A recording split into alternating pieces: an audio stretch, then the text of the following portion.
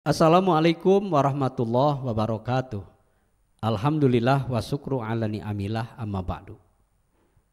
Salat solusi dalam kehidupan bersama Ustaz Nur Jamil SHI MH, dosen program studi ekonomi syariah IKOPIN University di Mutiara Pargi RRI Bandung. Kita ikuti bagaimana pendapat masyarakat tentang salat solusi dalam kehidupan. Dalam sehari sholat gak pernah bolong dong, 5 waktu aman. Insya Allah sholat 5 waktu terjaga. Insya Allah gak pernah bolong dan selalu sholat 5 waktu tepat. Sholatnya suka bolong-bolong, astagfirullahaladzim. Alhamdulillah enggak, walaupun belum tepat waktu. Pendengar dan pemirsa, sholat merupakan ibadah pokok dibandingkan dengan ibadah-ibadah lain. Rasulullah SAW menyampaikan, awalu ma yuhasabdu abdu yaumal qiyamah as-shalah. Bagaimana sholat menjadi solusi dalam kehidupan? Kita ikuti Ustadz Nur Jamil SHI MH. Baik, Pak Encas, Bapak Ibu dan pemirsa serta pendengar program Mutiara Pagi RRI Bandung, bahwa tema kita hari ini Pancasya insya Allah akan membincangkan tentang sholat solusi dalam kehidupan. Yang pertama harus kita sama-sama pahami bahwa sholat dikenalkan dalam hadis disebut sebagai tiangnya agama. Kalau kita mau runut rukun Islam yang 5, maka syahadat sebagai pondasi itu ibarat sebuah bangunan. Bangunan Islam ini kita harus personifikasikan atau kita gambarkan pondasinya adalah syahadat, dan itu adalah keimanan di dalam hati. Kalau bangunan ini di RRI ini terdapat 2 atau 3 lantai, maka pasti pondasi yang dipersiapkan sejak awal sebelum dilakukan pembangunan adalah pondasi yang mampu menopang beban 3 lantai. Itulah syahadat, itulah iman yang Nabi kokohkan, tanamkan 13 tahun di Mekah Al-Mukarramah. Kemudian sholat adalah bagian elemen bangunan yang juga sangat penting setelah pemasangan pondasi. Ketika iman sudah kokoh, maka baru ada perintah sholat. Tidak langsung Islam lahir di Mekah, turun perintah sholat. Tidak. Perintah sholat baru lahir, baru ada ketika Nabi melakukan sebuah prosesi yang kita kenal dalam surah Al-Isra sebagai peristiwa Isra Mi'raj. Hadiahnya adalah sholat. Jadi sholat itu adalah apa?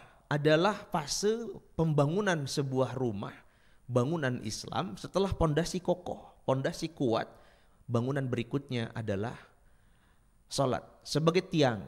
Maka bangunan ini pun dipastikan ada tiang-tiangnya, karena tidak akan bisa berdiri bangunan nanti ada bagian-bagian berikutnya kecuali setelah ada yang disebut dengan tiang atau rangka-rangka.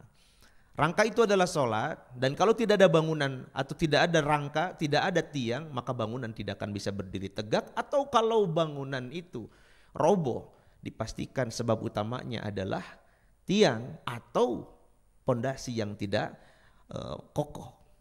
Yang ketiga, rukun Islam adalah zakat.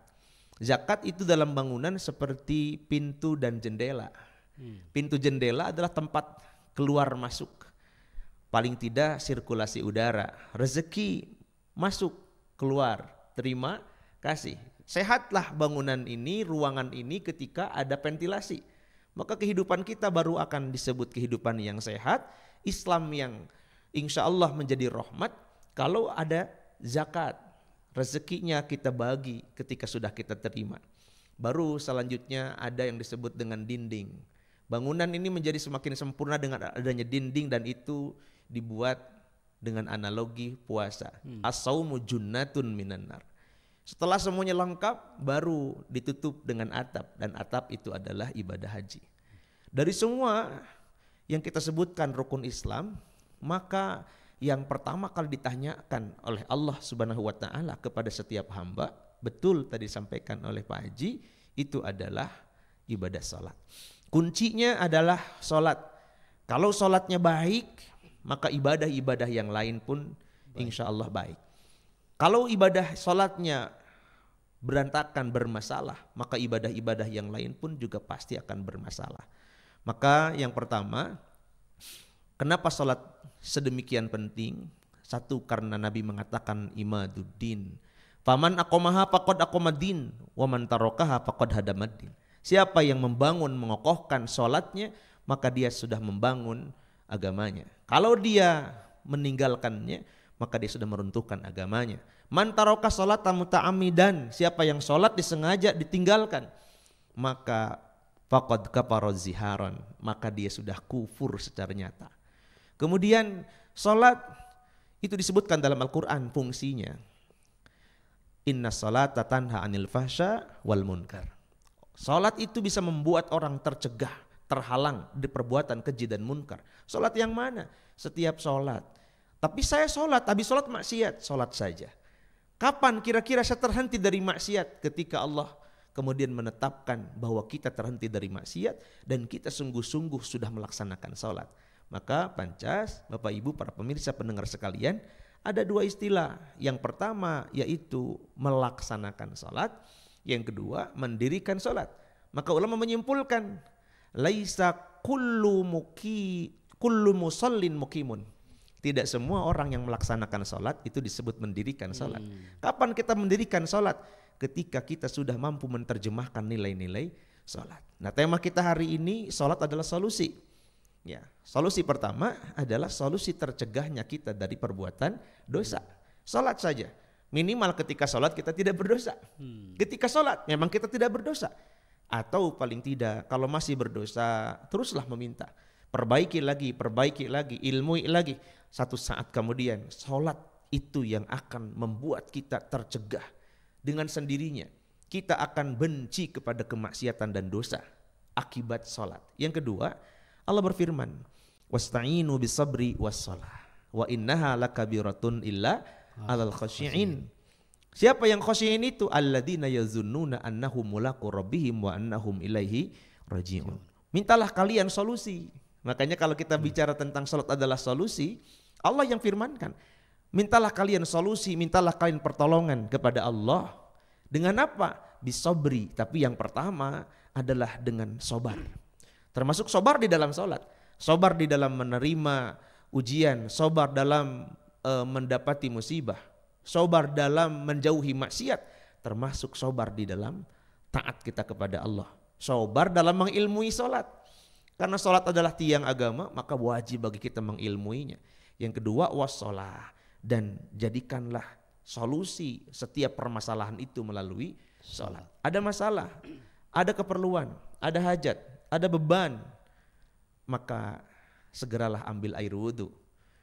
Ulama mengatakan sedekat-dekat kita dengan ijabah atas hajat dan permintaan, sedekat-dekat kita dengan solusi atas permasalahan adalah sedekat kening atau kepala kita yang kita sungkurkan ketika kita bersujud kepada Allah di dalam salat. Sementara seperti itu, Pak Haji. Baik. Pak Ustadz, ketika berbicara sholat itu memang ukuran waktunya itu tidak lama. Anggap bagi orang biasa-biasa kurang lebih 5 menit atau 6 menit. Dalam 5 waktu sholat wajib itu sebenarnya tinggal hitung 5 kali 5 menit 25 menit, setengah jam kurang. Betul. Tapi ternyata ini bukan saja mungkin bagi orang lain, bagi kita sendiri kalau memang tidak melihat itu kewajiban, ada aja sholat merasa berat seperti itu. Nah ini adakah tip-tipnya supaya kita sumana uzubillah apalagi meninggalkan sholat, melalaikannya juga jangan sampai. Tetapi rasa itu memang suka ada nih Pak Ustadz. Padahal waktunya sebentar dibanding dengan kita main HP atau main yang lain atau berbincang-bincang. Iya. Seperti itu Pak Ustadz. Yang pertama, kalau bicara tips ya, pasti harus berdasarkan ilmu. Jadi ilmu itu adalah satu gerbang yang membuat kita menjadi tahu. Kenapa kita suka sesuatu? Karena tahu. Kenapa belum suka atau jadi tidak suka setelah tahu? Nah, ketika kita belum menyukai sholat, maka pastikan itu karena kita belum tahu sebetulnya. Kenapa Allah wajibkan kita sholat? Ma aujaba alaika wujuda khidmatih illa aujaba alaika dukhula jannatih. Tidaklah Allah wajibkan kepada kita pengkhidmatan, dan di antara khidmat ibadah adalah sholat, kecuali Allah hanya ingin memantaskan kita masuk dalam surganya. Jadi surga itu punya alasan untuk kita memasukinya, yaitu rahmat, dan rahmat Allah diturunkan kepada siapapun di antara kita, dan di antaranya yang menunaikan ibadah sholat sebagai amal solehnya. Jadi yang pertama triknya, tipsnya, ilmui, sebarkan ilmunya, pelajari, ya, sampaikan ilmu yang paling pokok, ini paling utama. Setelah ketauhidan kita kepada Allah, kita mengenal Allah, mengenal Rasulullah, dan tata cara menyembah Allah, yaitu sholat. Yang pertama ilmui. Contoh ilmui apa? Nabi bersabda, "Shollu sholata muwaddi'in." Para pemirsa sekalian, Nabi pernah menyampaikan, "Shollu sholata muwaddi'in." Kalau engkau mau sholat, sholatlah seperti orang yang sholat wada.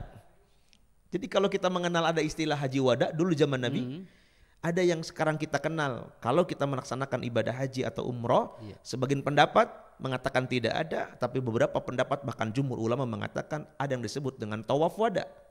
Nah, tetapi kita kenalkan hari ini, Nabi menyampaikan, kalau kau mau sholat, sholatlah seperti sholat wada. Apa itu sholat wada? Sholat perpisahan, seperti tidak akan pernah kita sholat lagi. Sholat zuhur, seperti tidak akan ketemu sholat asar. Sholat asar, seterusnya begitu. Maka pasti beda rasa. Yang ketiga adalah tentang bagaimana ilmu dan bagaimana sekaligus dengan iman. Ya. Karena bicara ibadah, kalau pakai ilmu dan iman yang masih terbatas, apalagi kalau tidak pakai iman dan tidak pakai ilmu, mana ada mau, gitu ya. Orang munafik, ya, karena ada sifat munafik dalam hatinya, qamu kusala, mereka melaksanakan dengan susah payah dan berat-beratan atau susah-susahan.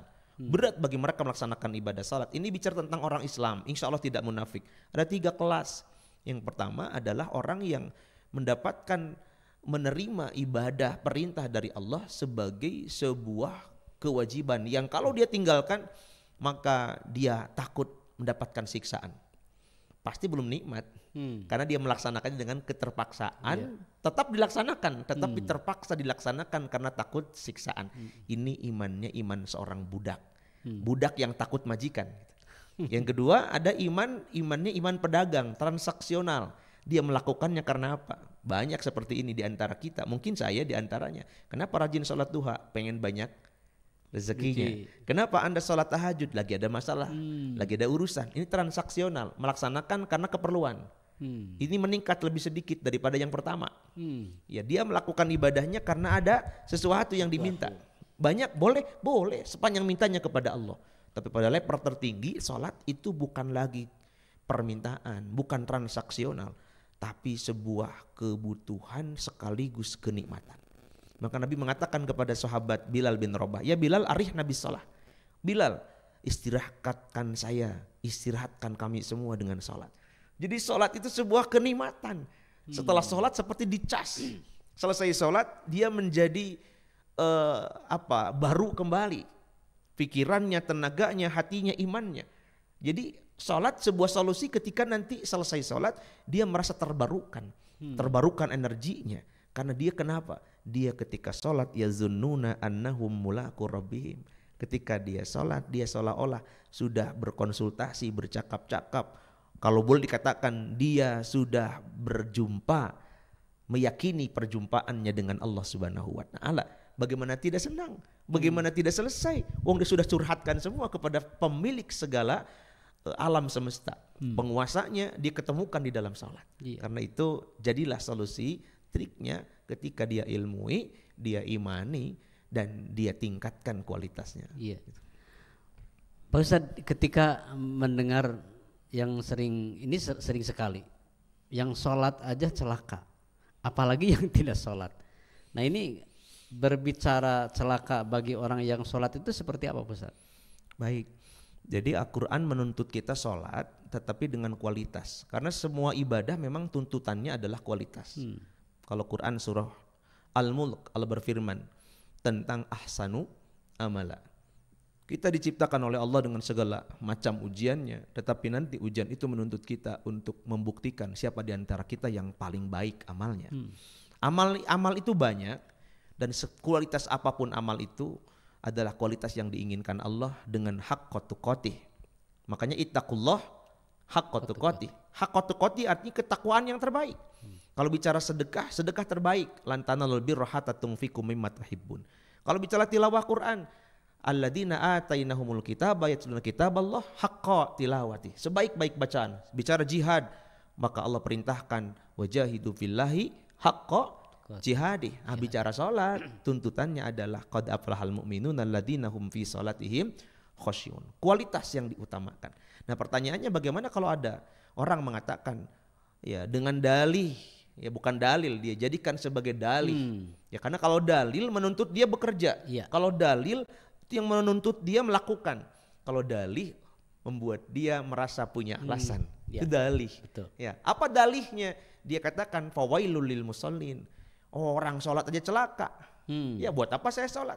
Padahal kalau kita mau yang sholat saja masih celaka, apalagi yang tidak sholat. Yang tidak sholat. Kan begitu harusnya. Bukan berpikir buat apa saya sholat? Sholat aja celaka. Mending tidak sholat. Justru yang sholat aja celaka, apalagi kalau tidak sholat. Kenapa orang bisa celaka? Nah, kalau saya katakan tadi, Pak, kebanyakan laisa kullu musallin muqimun. Karena orang celaka dikatakan itu disebabkan baru saja melaksanakan sholat, belum mampu mendirikan sholat. Nah, ulama mengatakan di mana kita melaksanakan sholat, utamanya di masjid. Sholat fardu laki-laki berjamaah tepat waktu. Sholat sunnah di rumah itu lebih utama. Di mana kita melaksanakan sholat ada tempatnya. Tetapi kapan kita mendirikan sholat, ternyata itu di luar sholat. Melaksanakan sholat di waktu sholat, tetapi mendirikan sholat di luar waktu sholat dan di luar tempat sholat. Selesai sholat, bagaimana kita bisa bermuamalah, itulah yang menentukan kita diterima atau tidaknya. Ada hadis qudsi, Allah berfirman, innama ataqabbalus sholata mimman tawadhu'a bihali uzmati. Sesungguhnya Allah menerima sholat orang yang ketika dia menyadari kekerdilan dirinya, dia tawadu di hadapan Tuhannya. Selanjutnya bahkan orang diterima sholat itu ketika dia tidak melanjutkan sholat dengan maksiat. Orang disebut diterima sholat ketika dia berkasih sayang dengan orang-orang di sekitarnya. Kalau itu tidak terdapat, tidak dilakukan, tidak terdorong, maka boleh jadi sholatnya belum disebut sholat yang mendirikan sholat.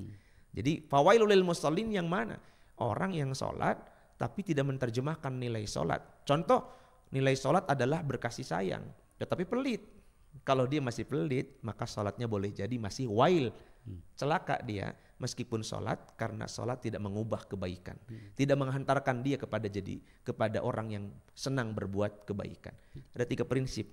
Allahu Akbar dalam takbir, ini mengagungkan Allah sehingga tidak ada yang lebih besar. Sekalipun masalah itu besar, Allahu Akbar, Allah lebih besar. Sehebat sebesar apapun masalah, tidak akan lebih besar daripada kebesaran Allah. Yang kedua, ketika kita sholat, kita tutup dengan ucapan Assalamualaikum warahmatullah. Maka simbol selesai sholat ini adalah simbol penerjemahan muamalah. Kalau Allahu Akbar hubungan kita dengan Allah, sekhusyuk mungkin, sebaik mungkin. Tapi selesai Allahu Akbar tidak mungkin tidak. Semua sholat harus selesai dengan Assalamualaikum. Dan Assalamualaikum adalah simbol muamalah yang baik. Kalau mau sholatnya diterima, kokohkan hubungan kita dengan Allah dan perbaikilah, terjemahkanlah dalam muamalah dengan saudara-saudara setelah kita laksanakan sholat. Iya. Pendengar dan pemirsa, sholat menjadi solusi dalam kehidupan kita.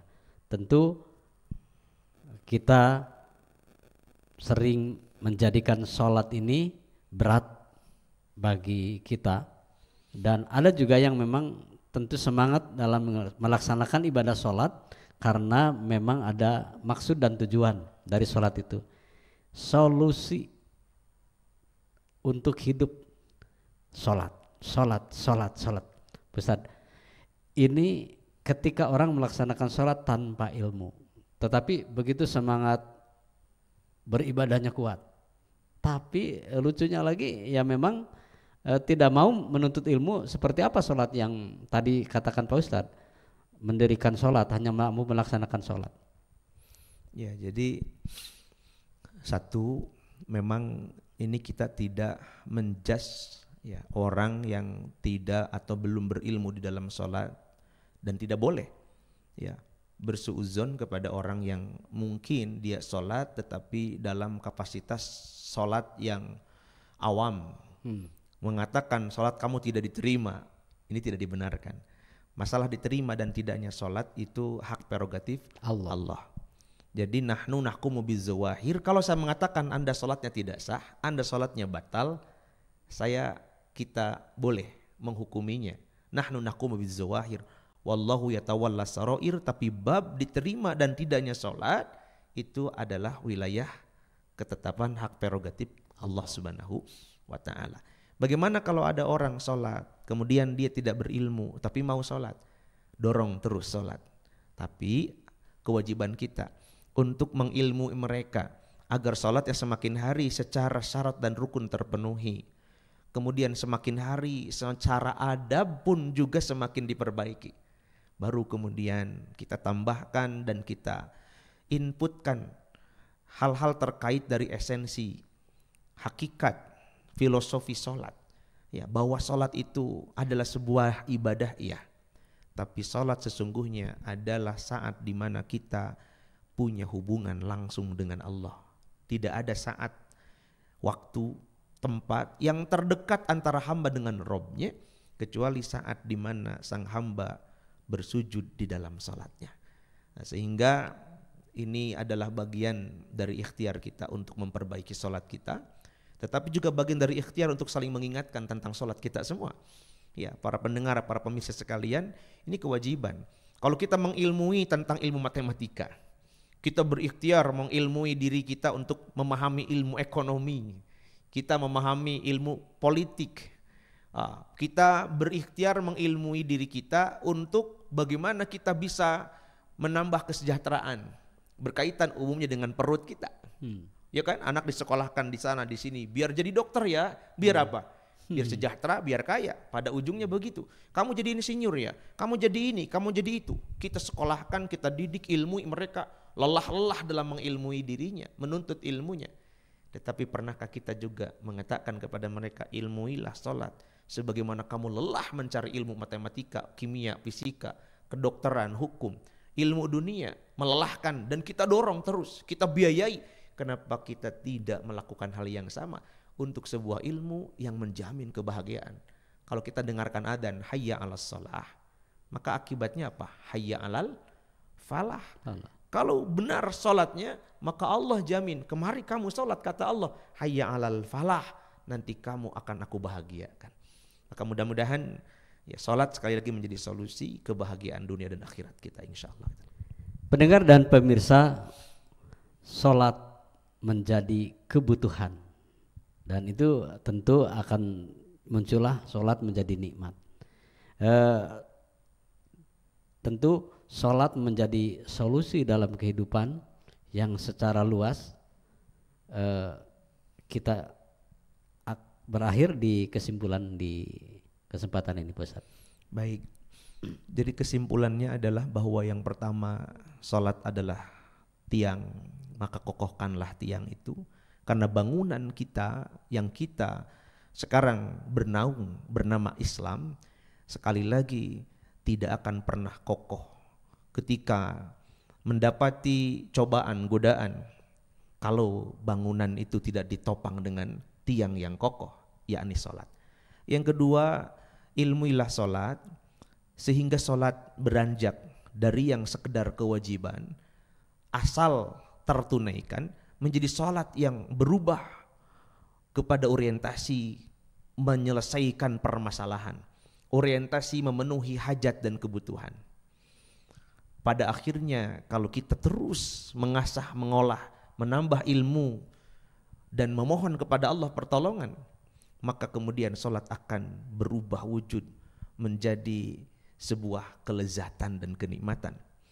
Ketika sudah kita rasakan hal yang demikian, pastikan oleh kita salat adalah bagian dari agama yang akan membahagiakan dunia dan akhirat kelak kita, insya Allah. Pendengar dan pemirsa, salat solusi dalam kehidupan bersama Ustadz Nur Jamil SHI MH, dosen program studi ekonomi syariah IKOPIN University. Tentu Anda ikuti terus Mutiara Pagi RRI Bandung. Wassalamualaikum warahmatullahi wabarakatuh.